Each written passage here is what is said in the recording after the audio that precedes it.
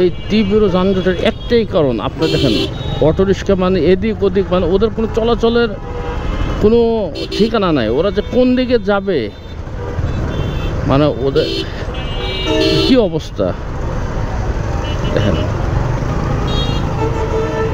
ভাই। বাইকে রেজিস্ট্রেশন করে গাড়ি চালায়, ঠিক আছে, তা আমরা বলবো যে অটোরিক্সাগুলো একটু নিয়ন্ত্রণ করেন, রাস্তাগুলো একটু নিরাপদ করেন। যারা আছেন সম্মানিত কর্তৃপক্ষ, ঠিক আছে,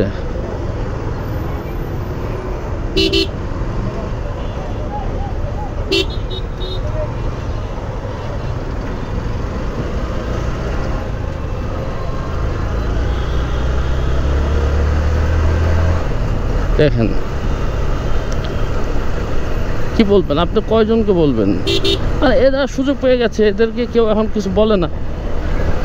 অথবা এদেরকে আপনার অথরাইজ দেওয়া হয়েছে যে তুমি মহাসড়কের মহাপথ দিয়ে তুমি চলাচল করবা।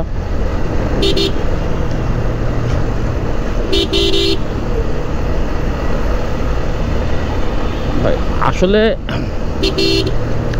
দেশটা সুন্দর করার দায়িত্ব আমাদের। আমরা সবাই সচেতন হলে দেশটা সুন্দর হবে, কিন্তু যারা দায়িত্বশীল মানুষ তাদের আগে উচিত আগে আইন প্রয়োগ করা, তারপরে হচ্ছে আপনার সচেতন করা। শুধু আপনার জনগণকে বলবেন যে সচেতন হতে, কিন্তু আপনি সেই আইনটা প্রয়োগ করবেন না, তাহলে কিভাবে হবে? প্রতিদিন রাস্তাঘাটে এই যে আমি গাবতলী থেকে আসার সময় দেখলাম যে অসংখ্য হুন্ডা ধরছে, কাগজপত্র আছে কিনা, হেলমেট আছে কিনা, ঠিক আছে।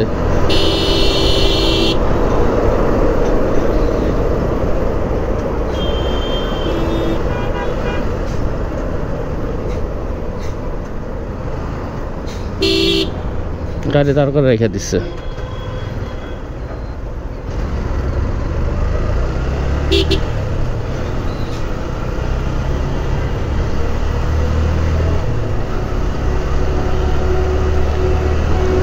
সেটাই তো বললাম যে আসলে সবার, যারা আইন প্রয়োগকারী, যারা এইটাকে নিয়ন্ত্রণ করতে পারবে, তাদের উচিত আগে সেভাবে পদক্ষেপ নেওয়া।